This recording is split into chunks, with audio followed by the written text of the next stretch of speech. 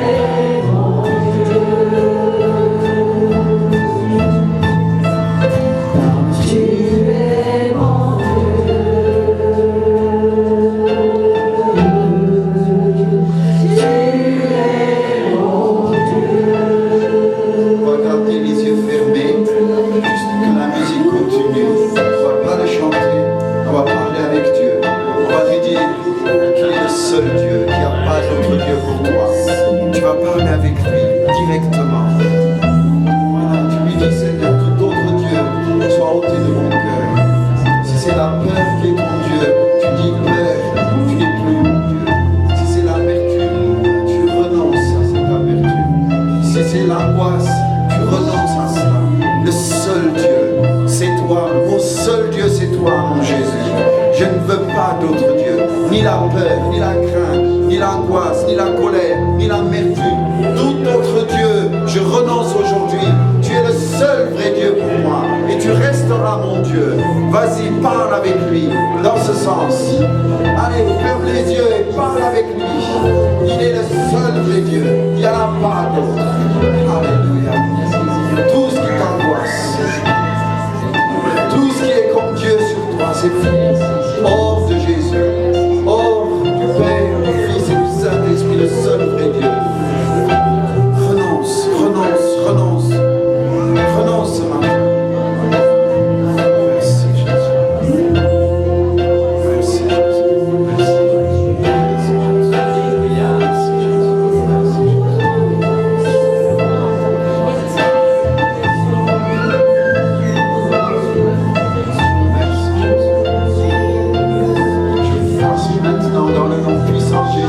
J'efface tout ce qui tourmente, tout ce qui tyrannise, tout ce qui se comporte comme Dieu dans les vies, dans les cœurs, dans ce lieu, autour de ce lieu. Je maudis tout autre Dieu qui oppresse les cœurs, qui angoisse les âmes, qui tourmente les vies dans le nom puissant de Jésus-Christ à ce même instant, selon le pouvoir et l'autorité qui m'a été donnée. Je détruis maintenant tout autre Dieu. J'enlève les poids de l'angoisse, de la peur, de l'amertume, du ressentiment, de toute forme de colère, de toute forme de maladie, d'oppression qui agresse mes frères et sœurs. Soit brisé maintenant dans le nom puissant de Jésus-Christ. J'efface tout cela au nom puissant de Jésus à ce même instant. Et j'enlève le poids du cœur et des vies de mes frères et sœurs dans le nom de Jésus. Alléluia.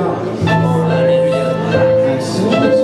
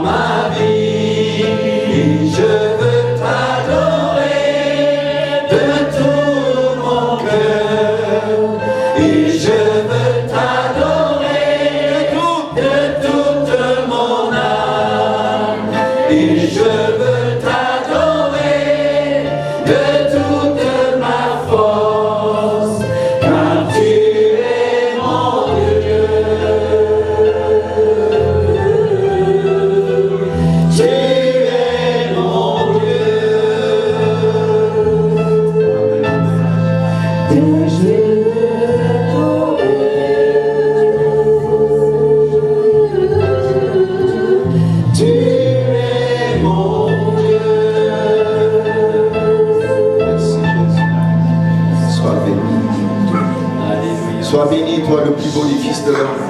Sois béni, toi le roi de gloire et le rocher des siècles. Sois béni, toi le lion de Juda. Sois béni, toi qui es fort dans la bataille, puissant dans ses œuvres. Sois béni, toi qui es le soleil de justice, dont dans ses rayons il y a la guérison. Sois béni, toi qui es le premier, le dernier, l'alpha et l'oméga. Sois béni, toi qui es bon et ta bonté vaut mieux que la vie. Sois béni, toi qui es l'étoile du matin, le juste juge, le roi de gloire et le rocher des siècles. Sois béni, toi qui es le chef de l'armée de l'Éternel, Jésus-Christ de Nazareth. Merci pour tout ce que tu es. Sois béni, mon bien-aimé.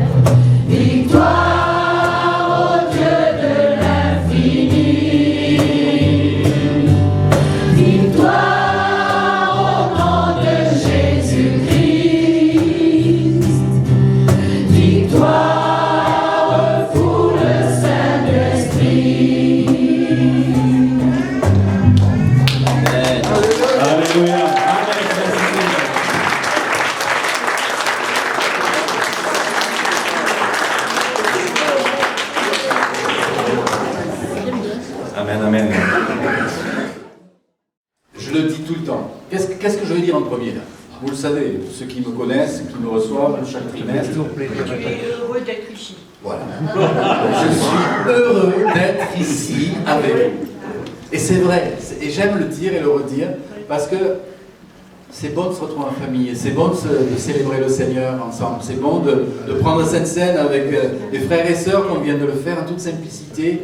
Et vous savez, dans l'Église de Jésus-Christ, il n'y a pas de gens qui sont des grands apôtres intergalactiques, des super prophètes inatteignables. On est tous des frères et sœurs. Et on a chacun des dons particuliers. On a chacun des appels particuliers, spécifiques, avec des dons.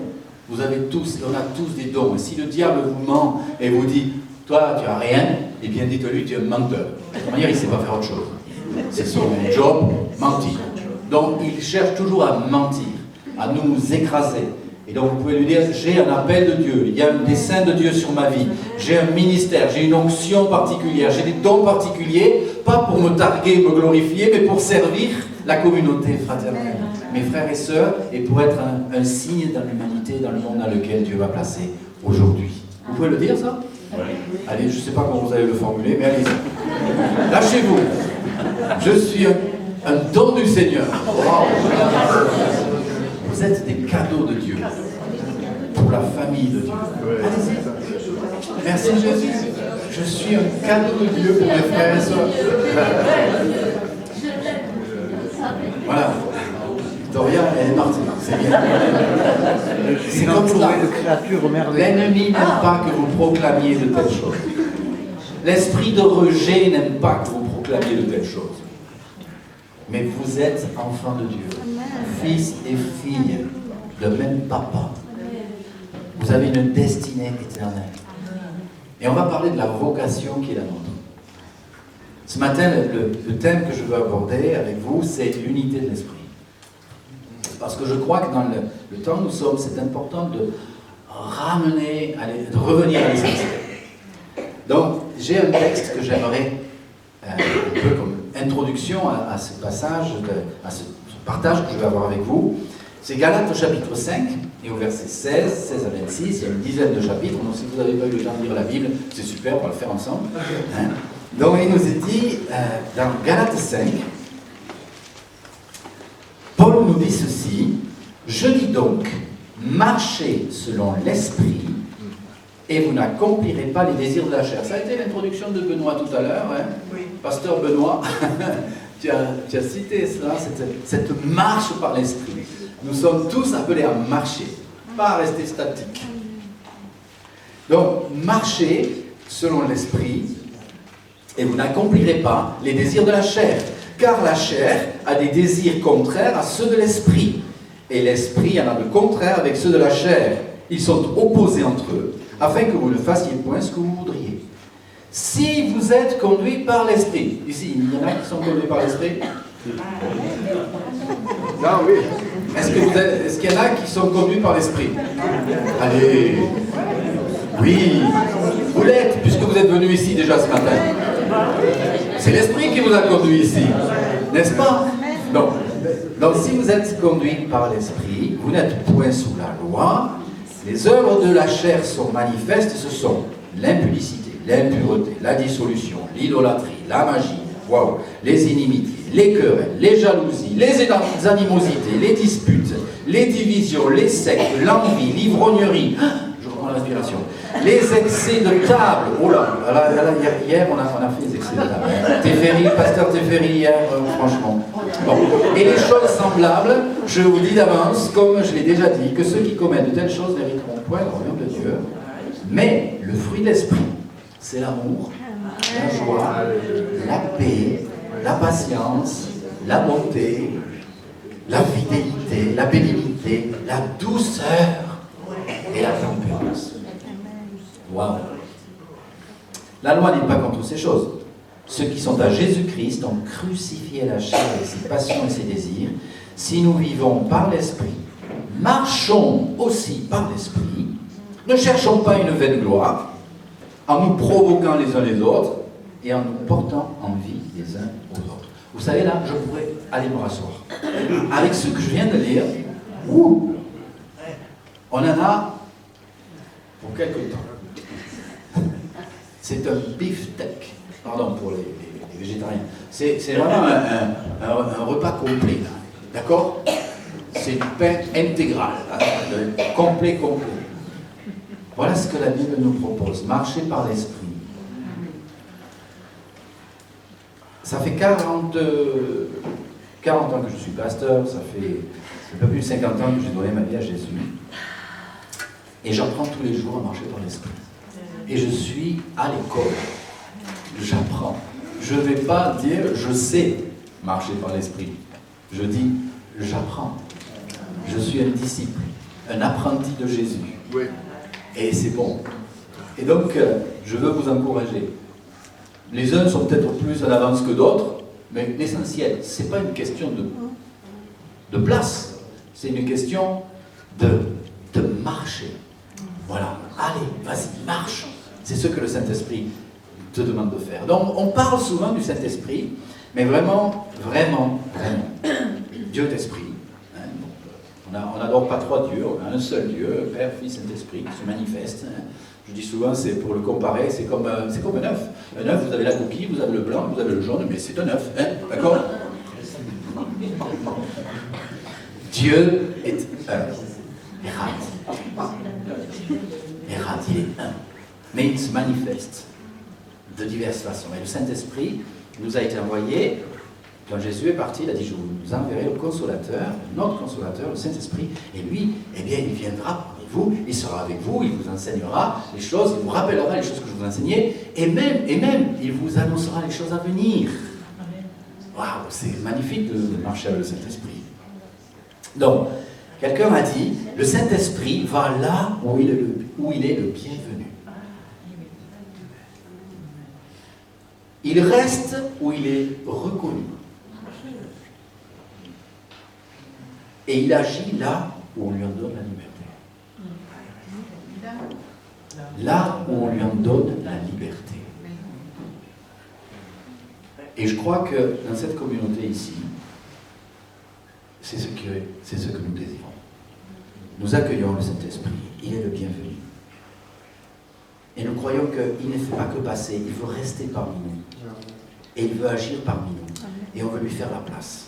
Donc, la question c'est, quelle place est-ce que je donne au Saint-Esprit dans ma propre vie? Parce qu'une communauté chrétienne, c'est un ensemble d'hommes et de femmes qui aiment Jésus, qui apprennent à marcher avec lui, qui sont complémentaires les uns des autres, et qui doivent faire bon accueil à l'Esprit de Dieu, à la parole de Dieu, de façon que tous ensemble, nous nous édifions pour être une maison de gloire pour Jésus.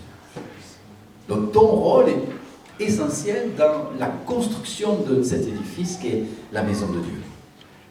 Quelle place donnes-tu au Saint-Esprit dans ta vie? C'est une question que je me pose régulièrement.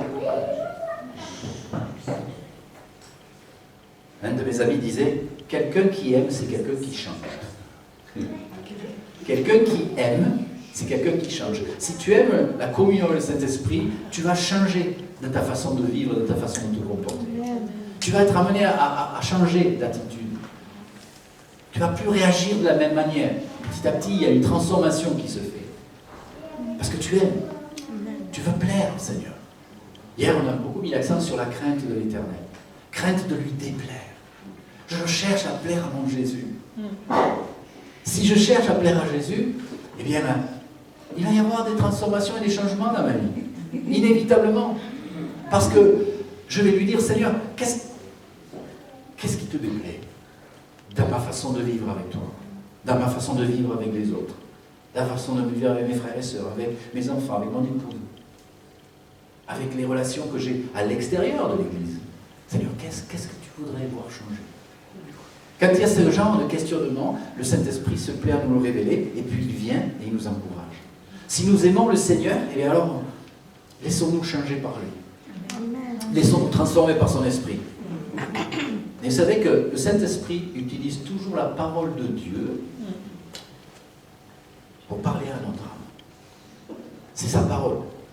Pourquoi elle nous a été donnée au travers des siècles? Eh bien, c'est parce qu'elle est fondamentale pour nous transformer. La parole de Dieu est puissante. Elle est agissante. Elle sépare moi de l'esprit. Jointure aux émoines, âme de l'esprit. Elle est là pour faire une œuvre en nous.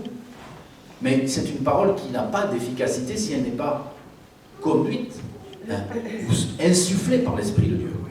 Ça devient une lettre morte. Mais si l'Esprit de Dieu est accueilli au milieu de nous, alors la parole elle prend vie en nous. Alors,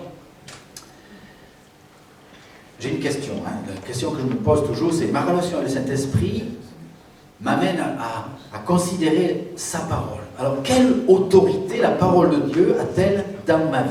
Est-ce que la parole de Dieu fait autorité dans ma vie? Alors, je donne un exemple. Vous savez, je suis parfois surpris.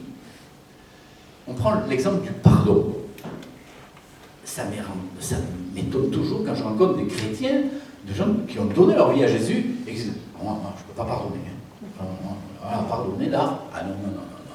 Non, le frère machin, la sœur machin, le pasteur tel, le truc là. Non, non, non, non, non, non, non, non. Mais ça ne se discute même pas. Jésus a dit pardonnez. Si la parole de Dieu a autorité dans ma vie, je ne discute même pas. Je pardonne. Comme on dit souvent, le pardon, c'est pas une émotion, c'est pas un sentiment. Oh, je sens vraiment que je vais te pardonner. Non! La Bible dit pardonne. Et quand tu pardonnes, on le sait tous, eh bien, on est libéré, et dans nos émotions et dans nos sentiments, on est guéri et restauré peu à peu. Et l'amour revient. Vous allez dire, ah ouais, mais attends, tu sais pas ce que j'ai vécu, moi, hein? Je comprends. Certainement, il y a des choses terribles. Mais je me rends compte que dans la délivrance et dans la guérison intérieure, rien ne peut se faire s'il n'y a pas d'abord la démarche du pardon. Si on ne pardonne pas, l'ennemi a des droits. Et si on veut s'en sortir de cette impasse dans laquelle on est, on ne pourra pas faire autrement que de pardonner ceux qui nous ont offensés. C'est un exemple. Quelle autorité la parole de Dieu a-t-elle dans ma vie? Je donne cet exemple. Parce que le Saint-Esprit et la parole travaillent ensemble. Est-ce qu'il y a des domaines précis, par exemple, actuellement, dans lesquels tu n'es pas très à l'aise? Parce que la parole de Dieu, elle dit certaines choses que tu ne vis pas pleinement. J'ai un autre de mes amis qui disait ceci: le confort de l'homme naturel est le cercueil de l'homme spirituel. Wow. Le confort de l'homme naturel est le cercueil de l'homme spirituel. Si tu veux marcher avec Dieu, il y a des choses qui vont devoir changer. Et vous le savez, je ne vous apprends rien. Je ne suis pas en train de vous enseigner. Là. Je ne fais juste qu'appuyer un petit peu sur le bouton. Et je parle de moi-même. On est tous faits de la même pâte, n'est-ce pas? Mais voilà. Donc, il y a des choses, l'homme naturel, on se plaît, on est complaisant, on se laisse aller, et bien ça, c'est le cercueil de l'homme spirituel. Si tu laisses le Saint-Esprit parler à ton cœur, bien sûr qu'il y aura des choses auxquelles tu dois et tu devras renoncer, mais il va t'aider, il va être là pour te permettre d'aller de l'avant. Alors il y a des passages qui nous interpellent dans notre vie, ou dans des prédications qu'on entend, il y a des choses qui, un peu nous rejoignent, nous heurtent, nous bousculent. Alors on a deux attitudes, soit on met le mouchoir dessus, soit on dit, ok, je te donne mon cœur. Je te donne tout. Vous avez réalisé les paroles que je chante, pardon. Moi je suis là, je m'accroche, je dis, Seigneur, mais je compte sur ta grâce. Parce que franchement, il y a des trucs qu'on chante, hein.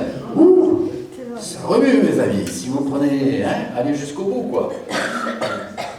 Je te donne mon cœur, puis à la fin, on le reprend et on se tire. Pardonnez-moi si je n'ai pas une prédication, peut-être dans les normes.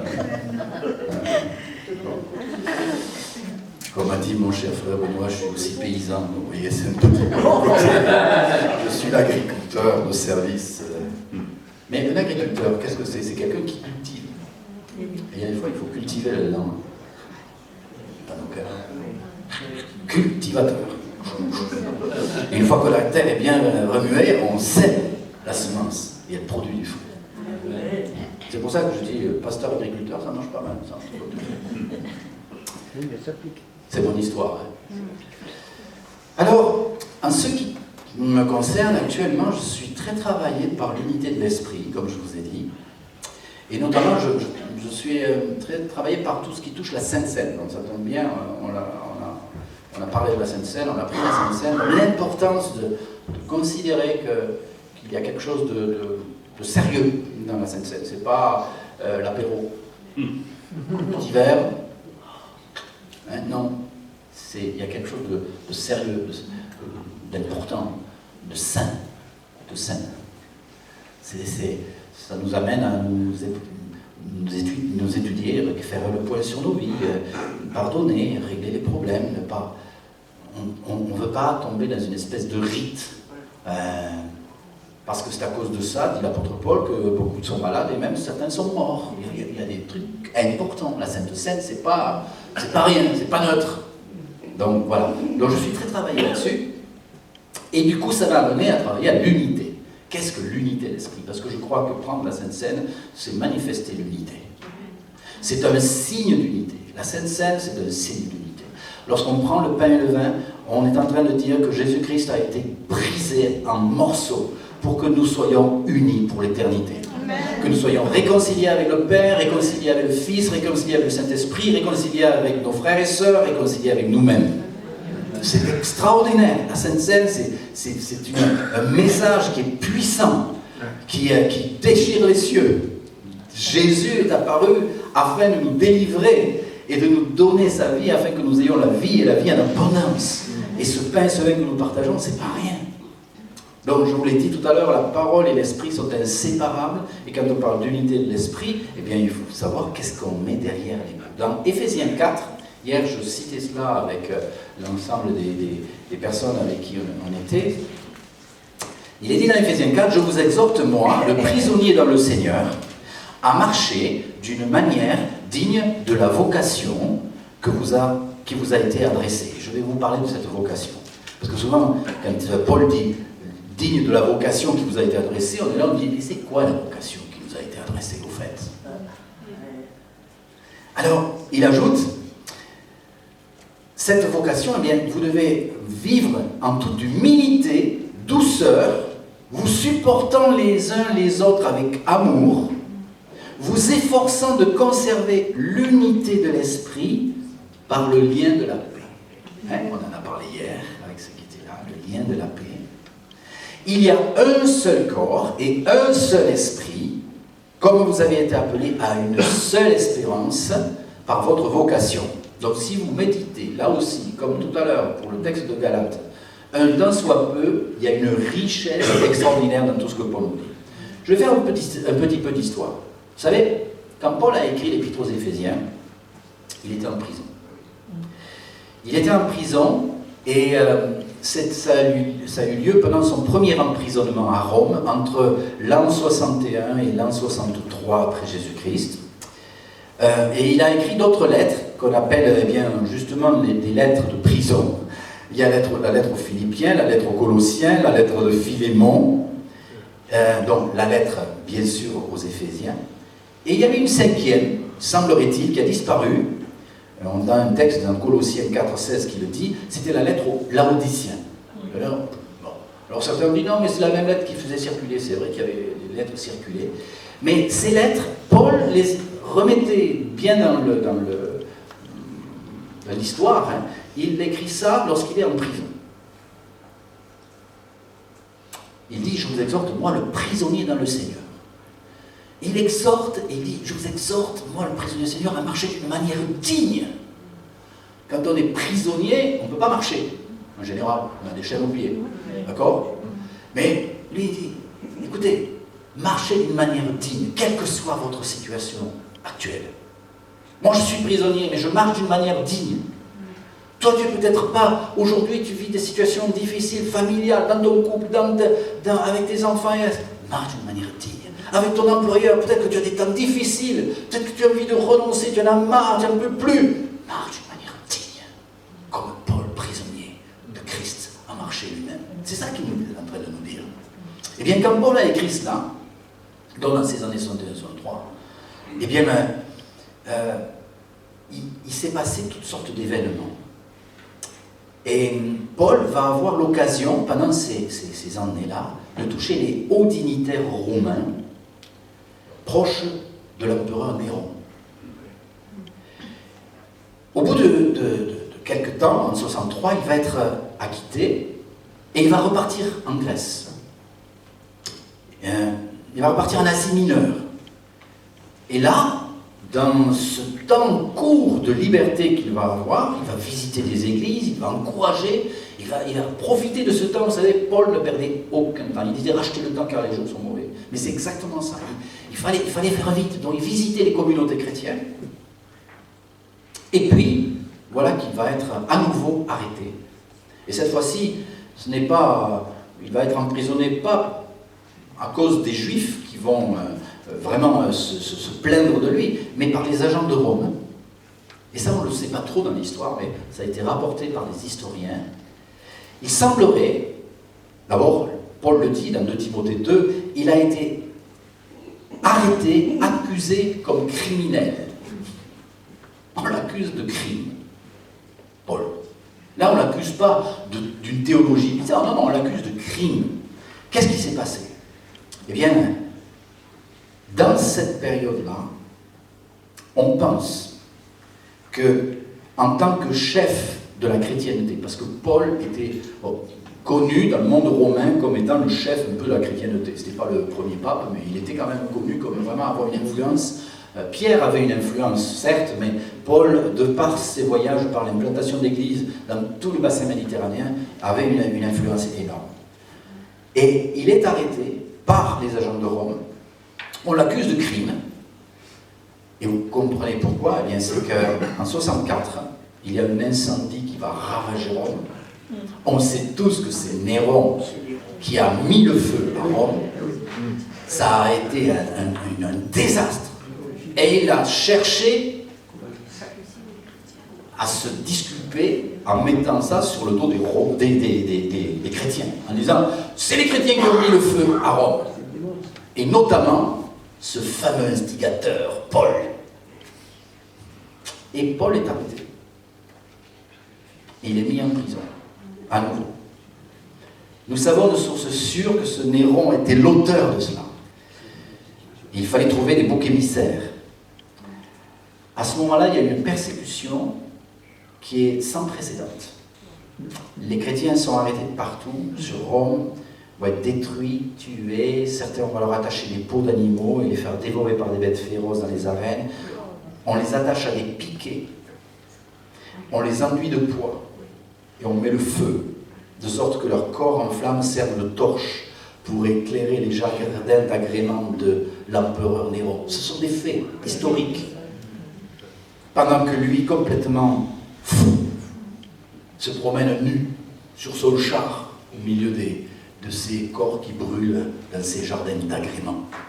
Ça c'est l'histoire qui nous est rapportée par Tacite.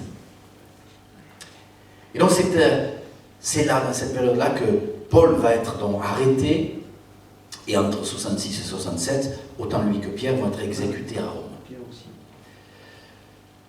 C'était juste une petite histoire. Pourquoi je vois comme ça?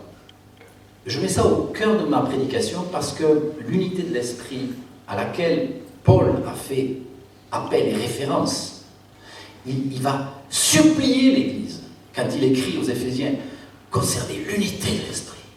C'est parce qu'il sait les événements qui vont arriver. Il savait ce qui allait arriver dans l'histoire.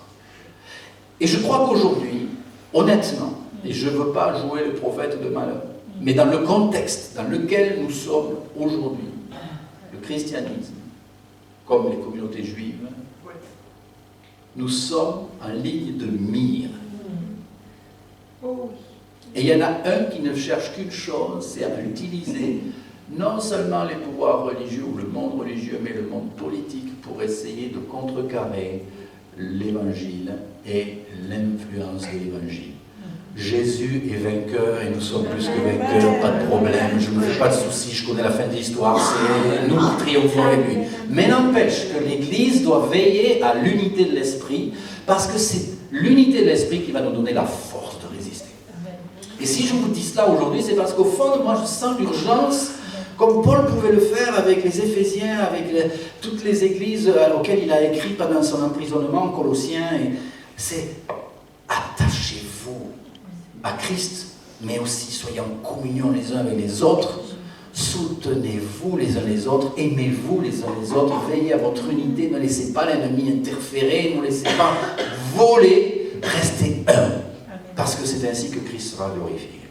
Donc Paul exhorte avec beaucoup de force les croyants, avant tous ces événements, à conserver l'unité de l'esprit. Il savait que les temps difficiles arrivaient sur l'Église, et il fallait traverser ces temps-là. Toute maison divisée contre elle-même, dit Jésus, ne peut subsister. Donc, Satan est le diviseur.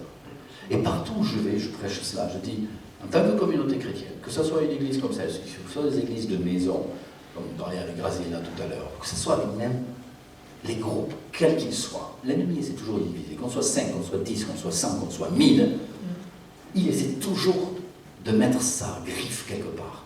Résistons-lui avec une foi ferme et il fuira loin de nous. Nous avons été scellés par le sang de Jésus-Christ. Christ a payé le prix pour que nous soyons un. Bien sûr, on est différents. Bien sûr, on ne sera pas d'accord sur tout. Bien sûr, on a des opinions sur... mais veillons à ce que ces choses ne viennent pas nous séparer les uns des autres. Veillons à ce qu'il y ait vraiment de l'amour entre nous. Amen. C'est ainsi que le Seigneur peut se glorifier au milieu de nous. C'est ainsi que le Saint-Esprit peut agir et manifester ses dons. C'est ainsi qu'on peut voir des signes, des miracles et des prodiges. C'est ainsi qu'on est un signe pour le monde qui nous entoure et qui dit, dont l'Évangile disait, c'est à l'amour qu'ils auront les uns pour les autres qu'on vous reconnaîtra pour mes disciples. C'est ça l'Évangile. C'est celui-là qu'en tout cas moi je veux vivre avec vous. Alors il y a quelques vérités fondamentales pour vivre l'unité de l'esprit que je voudrais donner. L'unité de l'esprit, d'abord, a été acquise par Jésus-Christ. Parce que souvent on dit, il faut rechercher l'unité de l'esprit. Vous n'allez peut-être pas être d'accord avec moi, mais moi je crois que Jésus, quand il prie, il était toujours exaucé. Il a dit, pour moi, je sais que tu m'exauces toujours. Dans Jean 11, devant le... donc Jésus, il a prié, dans Jean 17, Père, qu'il soit un comme nous sommes un. Est-ce que vous croyez que la prière de Jésus est inexaucée? Moi, je crois qu'elle est exaucée, et c'est pour ça que la Bible ne nous dit pas de faire tout pour être unis. Non, elle dit de conserver. Conserver l'unité de l'esprit. Donc, moi, je prends comme acquis. Alors, vous allez dire, mais Jean-Hubert, mais mets des lunettes, tu l'as déjà, et bien mes âmes de père. Tu vois bien qu'on n'est pas unis dans les églises, dans le corps de Christ. Il y a des divisions partout. Ok. Mais dans le monde spirituel, moi je crois que l'unité a été acquise. Que nous, on ait des problèmes maintenant parce qu'on est orgueilleux, on est égoïste, on est égocentrique, etc. Je comprends qu'on vive des trucs pas beaux du tout et moches, je suis d'accord, je ne fais pas l'autruche. Mais je crois qu'en tout cas, l'unité de l'esprit a été acquise et c'est à nous maintenant de nous en emparer. Et de la conserver par le lien de la paix. En veillant à ce que l'ennemi ne mette pas la pagaille au milieu de nous. Et dès qu'on l'identifie, dehors. On ne met pas les frères dehors, on met le diable dehors. Dans Jean 17, il dit, Jésus a prié le Père que ses enfants soient un, et nous savons donc que Jésus est toujours exaucé. Pour moi, tu m'exauces toujours. Mais il faut s'efforcer à conserver l'unité de la paix, à la maintenir, à l'entretenir. Comment? Par le lien de la paix. Heureux ceux qui procurent la paix, car ils seront appelés Fils de Dieu. Veillons à ce que toutes nos paroles, nos actions contribuent à la paix. Tout ce qui va chercher à mettre la zizanie, mes amis, ne le laissez pas agir. Veillons à ce que nos paroles, nos actions contribuent à la paix. Si tu vois ton frère ou ta sœur qui pêche, qu'est-ce que tu fais? Ça, c'est un exercice très pratique. Bon, moi, je vais voir Théphérie, ou je vais voir le pasteur Fabrice, Benoît. On a tellement de pasteurs dans cette église qu'il n'y a pas de problème. On est vite en contact avec pas mal de pasteurs. Donc, moi, quand je vois ma soeur, mon frère qui pêche, je vais voir le pasteur et je dis, tu sais, t'as une de tes oreilles Non, je plaisante, mes amis, mais souvent, c'est ce qu'on fait. La Bible nous dit, si tu vois ton frère qui pêche, tu vas, entre toi et lui seul, avec beaucoup de douceur et d'amour. Tu vas le prendre, peut-être que tu as mal vu aussi. Moi, ça m'est arrivé. Tu croyais avoir vu et puis tu n'as rien vu du tout. Tu t'es planté, tu n'avais pas compris la situation. Ah oui, pardon, je veux dire, voilà, donc on n'y va pas en matador, là, hein, faisant rouler des mécaniques et en me disant je vais te montrer ce qu'il faut faire. Non, on y va avec humilité, parce que fais gaffe, pardonnez-moi des mots, hein, mais vous me comprenez, c'est le langage en français courant ça, fais gaffe. Hein. Tu comprends, si toi tu vas reprendre les autres avec le bâton, fais gaffe, parce que tu vas te prendre un coup de bâton, il sera fait à la mesure dont tu as fait. Tu te seras servi d'une mesure sévère et dure envers tes frères, et t'inquiète, tu auras le retour de la monnaie. D'accord? Donc tu vas avec douceur, tu vas pas voir le pasteur, tu vas pas voir une sœur à côté dire eh bien tu sais moi j'ai vu que il fait ci, il fait ça, non, on va prier, oui, on va vraiment, on spiritualise le truc, vous savez, on embobine un peu, ouais on va prier, non, parce que elle me fait souci, hein.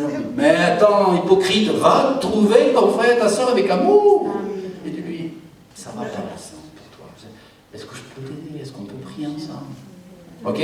Donc ça, ce sont des moyens de maintenir l'unité de l'esprit. Certains vont parler à droite à gauche, d'autres font appel au pasteur, d'autres enfin, avec douceur et avec un cœur humble et amour, vont voir la personne. Ça, c'est la maturité spirituelle, qui permet de conserver l'unité de l'esprit. L'unité de l'esprit, à notre point, ne peut être vécue qu'entre enfants de Dieu. Ça, c'est important aussi, juste au passage, ceux qui sont nés de nouveau, nés de l'esprit, hein, c'est ça les enfants de Dieu, si un homme né d'eau et d'esprit ne peut rentrer dans le royaume de Dieu. Je fais référence à ça parce que l'unité n'est pas un œcuménisme à tout va. Moi, je suis dans des milieux très très divers, catholiques, protestants, orthodoxes, évangéliques de tout poil, etc. Et je cherche toujours vraiment l'unité. Mais l'unité, elle se fait avec mes frères en Christ, mes sœurs en Christ. Et je sais que dans chaque communauté chrétienne, quelque dénomination qui soit, j'ai des frères et des sœurs en Christ. Même si dans la théologie, il y a des points sur lesquels je ne vais pas accéder, pour autant, je sais que j'ai des frères et sœurs qui sont nés de nouveau dans diverses confessions chrétiennes. Mais pour autant, moi, je ne veux pas m'associer avec une forme d'unité qui n'en est pas une. Je ne crois pas à l'unité des institutions religieuses. Je crois à l'unité des croyants. Je crois vraiment à l'unité des croyants. Donc, je ne suis pas pour le compromis qui voudrait, au nom de l'unité, rassembler toutes les religions sous le même package, là, et puis...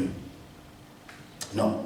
Non, non. Jésus a dit, je suis le chemin, la vérité et la vie. Nul ne vient au Père que par moi. Il n'y a que ce chemin. Amen. C'est important de le dire. Vous savez, l'apostasie, la Bible nous parle qu'à la fin des temps, on va vers l'apostasie. L'apostasie, c'est quoi? C'est un mal graduel. C'est un mal graduel. Un abandon peu à peu de la vérité biblique. Un refroidissement spirituel. Une perte d'intérêt de l'évangile. C'est ça, l'apostasie. Et comment ça se passe? En deux temps, souvent. Timothée le dit dans 1 Timothée 4.3, l'apôtre Paul plutôt le dit, c'est s'éloigner progressivement des doctrines fondamentales bibliques, et c'est de renoncer totalement à la foi chrétienne qui amène peu à peu à abandonner Jésus-Christ. Ça n'aurait pas possible, et pourtant la Bible dit que l'apostasie est à la porte. Donc on veut la vérité, on veut marcher dans l'unité de l'esprit avec les gens qui sont nés de nouveau et qui veulent l'unité du Saint-Esprit. Parce qu'on ne peut pas faire l'unité du Saint-Esprit avec des gens qui sont pas nés de nouveau. Peine perdue, mes amis, j'ai essayé. J'ai essayé. Au début de ma vie chrétienne, moi je me suis dit, oh, allez, j'étais à fond dans le renouveau charismatique et tout, donc j'ai essayé et j'ai trouvé des frères et sœurs magnifiques dans toutes les communautés. Mais on ne convertit pas une institution.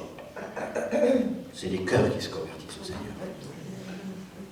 Donc, conserver l'unité de l'esprit, ça va, vous me suivez encore? Vous n'avez pas laissé le poulet sur le four, hein? Il y a une disposition de cœur à avoir, ou à plutôt même vouloir, pour conserver l'unité de l'esprit. Paul dit, dans les premiers versets que nous avons lus tout à l'heure, il faut se comporter d'une manière digne de la vocation, de l'appel qui nous a été donné. Je vous ai dit, je voudrais vous parler de cette vocation.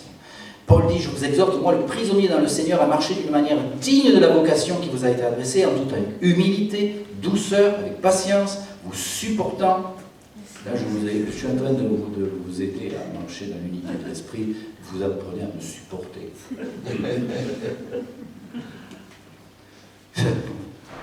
Oui. Supporter. C'est l'état de cœur favorable au maintien de l'unité de l'esprit. Hein? supportant les uns les autres avec amour. Voici quelle est la vocation céleste. Je vous l'ai promis, je vous la partage. Dans les 3 premiers chapitres de l'épître aux Éphésiens, Paul va définir les privilèges extraordinaires et la vocation que nous avons héritée de Christ en l'acceptant. Il dit ceci: Dieu nous a élus avant la fondation du monde pour être saints et sans défaut devant lui. Voilà la vocation céleste. Voilà à quoi tu es condamné. C'est pas le bon mot. Voilà à quoi tu es destiné. Il est dit à être saint, sans défaut. Waouh! C'est beau ça. Jean Hubert, sans défaut. Ma femme va être contente. Dieu nous a adoptés. Vous imaginez? Ça fait partie de la vocation. Adopté, tu as été adopté, tu es devenu enfant de Dieu, tu as hérité d'une identité de fils et de fille. Combien de personnes, en tant que chrétiens, souvent vivent comme des orphelins? Il y a un esprit d'orphelin qui doit être chassé. Tu es fils, tu es fille de la maison, tu te rends compte? Tu te rends compte, c'est quelque chose de glorieux. Voilà la vocation. Nous avons la rédemption par son sang. Le pardon de nos péchés, ça on le dit, on le sait. Mais il y a des fois on en doute encore. Parce que là on dit, ouais, mais quand même. Voilà la vocation. Dieu nous a ressuscités ensemble. C'est pas pour demain, ou c'est pas après notre mort. C'est maintenant. Il nous a ressuscités ensemble. Et qu'est-ce qu'il a fait en plus? Il nous a fait asseoir ensemble dans les lieux célestes en Christ. Ça, c'est ta vocation, c'est ta position, c'est ta place. C'est pas quelque chose à acquérir. Il a pour toi. Il a fait des Juifs et des païens un seul homme nouveau. Ça aussi, c'est quelque chose de glorieux. C'est pour ça que c'est important d'avoir une bonne compréhension de ce que Dieu dit concernant le peuple juif. Important.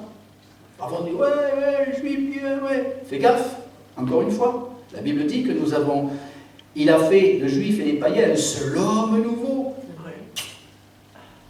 Nous sommes concitoyens des saints. Héritiers, membres de la famille de Dieu, nous sommes le temple de Dieu et nous avons un rôle dans le plan de Dieu pour l'univers, c'est servir à la louange de sa gloire. Et nous avons pour cela été scellés du Saint-Esprit. Wow, c'est merveilleux. Méditez sur la vocation qui est la vôtre. Il y en a peut-être à leur place, ils passent dessus là. Ils disent, oh, là j'ai le vertige. Non, prends le temps au pied du Seigneur de dire, Seigneur, ouais, je veux comprendre ce que c'est que cette vocation, puisque c'est maintenant. Alléluia. Je m'emballe. Donc, je voudrais terminer avec 3 points pour nous aider à maintenir l'unité de l'esprit. Il y a 3 éléments importants qui doivent être toujours présents dans nos pensées pour conserver l'unité de l'esprit. Premier point, si vous prenez les notes, c'est la grâce. La grâce. Éphésiens 4, verset 7 nous dit, mais à chacun de nous, la grâce a été donnée. Donc personne qui a accepté Jésus ne peut dire, moi, je n'ai pas eu la grâce. Tu as eu la grâce et le coup de grâce. Tu as la grâce. Elle a été donnée, manifestée pour toi, spécifiquement pour toi. Cela signifie que nous ne sommes pas parfaits. Si nous avons besoin de la grâce, c'est que nous ne sommes pas parfaits. Nous sommes un chemin. Ok? Le Seigneur nous a fait grâce. Qui peut le dire ça? Moi, je le dis sans arrêt. Le Seigneur m'a fait grâce, il me fait grâce. Bon, j'ai Teferi, là, vous voyez, là-bas, le pasteur Teferi dans le coin. Eh bien, souvent il me dit, Jean, fais-moi grâce. Sois bon avec moi. Bon, il dit, Jean, bon avec moi. Sois Jean, bon avec moi. Mais fais-moi grâce, ça veut dire quoi ça? Ça veut dire, allez, s'il te plaît, hein? Bon, alors, des fois je lui fais grâce. Faites aux autres ce que vous voulez qu'ils vous fassent. En fait, c'est ça, user de grâce. Nous demandons que Dieu nous fasse grâce et nous devons faire grâce aux autres. Vous Vous avez vu Jésus avec la femme adultère. C'est un exemple. Alors, ça ne veut pas dire que ça y est, mais ouais, ok, je peux faire adultère, tu vas me faire grâce. Non, soyons sérieux. Ok. Mais quand il s'est baissé, qu'il a commencé à écrire avec son doigt sur la terre, les gens sont venus. Et il a dit que des plus âgés, jusqu'aux plus jeunes, ils sont partis les uns et les autres, repris dans leur conscience. On a tous des choses sur lesquelles on peut se reprocher, des choses à se reprocher. Mais Dieu nous a fait grâce, donc apprenons à faire grâce aux autres. Amen. C'est vraiment important. Donc, faire grâce. Je ne te condamne pas. Va, ne pêche plus, a dit Jésus. Mais comme Jésus a usé de grâce, au lieu de juger les gens, au lieu de juger les frères et sœurs, nous devons faire de même dans nos relations. C'est ainsi que nous maintiendrons l'unité de l'esprit au milieu de nous. Premier point. Deuxième, le rythme. Éphésiens 4,13, il est dit, il a donné les uns comme apôtres, prophètes, évangélistes, pasteurs de la gloire, etc., en vue du perfectionnement des saints, jusqu'à ce que nous soyons parvenus, tous parvenus, jusqu'à, ça veut dire qu'il y a un temps, d'accord? Il y a du temps. L'unité de la foi et de la connaissance du Fils de Dieu, eh bien, ça se fait progressivement. Et au fur et à mesure où nous professons la vérité dans l'amour, eh bien, on grandit avec les frères et sœurs, on grandit en tant que communauté. Et donc, ce qu'il faut comprendre, c'est que pour les uns, il y a des choses qui vont plus vite que pour d'autres. Moi, je ne sais pas vous, mais moi, il y a des domaines où j'ai eu la tête dure. C'était long à rentrer, il a fallu que le Seigneur me reprenne, mes frères et sœurs m'aident, mon épouse aussi. Et peu à peu, j'apprends les leçons. Et donc, il y a un rythme. Donc, pour certains, les choses se font plus lentement que pour d'autres, sur un sujet ou sur un autre. Donc, le Saint-Esprit est patient avec vous. Il est patient avec moi. Apprenons à être patients les uns vers les autres. C'est aussi là un des moyens pour maintenir l'unité de l'esprit, le rythme. Amen. Et le dernier, j'arrive à la fin, c'est l'interdépendance. Qui est d'accord? Qu'est-ce que c'est? Éphésiens 4,16 nous dit, c'est par lui, et grâce à tous les liens de son assistance, que tout le corps, bien coordonné, et formant un solide assemblage, tire son accroissement selon la force qui convient à chacune de ses parties et s'édifie lui-même dans la charité. Donc pour terminer, il faut être conscient de notre interdépendance. C'est lui qui, grâce à tous les liens de son assistance, voilà, il y a un solide assemblage qui se forme entre nous, ça devient solide, il y a des liens d'amour, il y a une communion fraternelle, il y a vraiment un désir de se soutenir qui prend place au milieu de nous parce qu'on est interdépendant. Je ne suis pas indépendant. Moi, je n'ai pas besoin, tu me parles direct, les amis. Face à face. Pas d'intermédiaire. C'est fini. Je fais partie du sacerdoce universel. Dieu a fait de moi une nation sainte. Enfin, pas de moi seul, mais avec vous. Mais je suis un sacrificateur, roi et prophète. Oui, c'est vrai, tout est vrai. Mais on a besoin les uns des autres. Et l'interdépendance nous garde de beaucoup de risques. Donc, je me soumets, j'apprends à me soumettre à mes frères et sœurs. Nous sommes un corps, le corps de Christ. Nous ne pouvons pas vivre notre vie chrétienne seuls, isolés. Nous devons marcher ensemble. Et notre force dépend de notre unité. Donc, conclusion. Usons de grâce les uns vers les autres, car Dieu nous a fait grâce. Respectons le rythme de chacun dans son développement. C'est comme avec nos enfants. Faites pas manger du steak à un bébé de 15 jours. Acceptons la place dans le corps que Jésus a voulu nous donner. Ouais, en étant interdépendant. Tu as des dons, je vous l'ai fait dire au début. J'ai des dons, je suis vraiment... Dieu m'a équipé de capacités, de talents pour être une bénédiction pour mes frères et sœurs. Ces trois aspects, c'est l'essentiel. Alors, maintenant, cette magnifique unité que Jésus nous a acquise par la croix, il a payé un prix fort, lui. Donc, cette unité, elle doit être conservée avec le Père, elle doit être conservée avec le Fils, le Saint-Esprit et nous-mêmes, et notre prochain. Et je voudrais juste finir avec cet exercice. Qu'est-ce qu'on peut faire concrètement, maintenant, pour avancer sur le chemin et rester dans l'unité du Saint-Esprit? Alors, la liste, c'est à vous de l'écrire, mais moi j'ai noté pardonner, je vous l'ai dit tout à l'heure, pardonner quelqu'un. Aujourd'hui, c'est une dans ma voix, pas la mienne, c'est le Saint-Esprit, mais est-ce qu'il y a quelqu'un avec qui tu as un bis-bis? Vous savez ce que ça veut dire, le bis-bis? Quelqu'un avec qui tu as un bis-bis?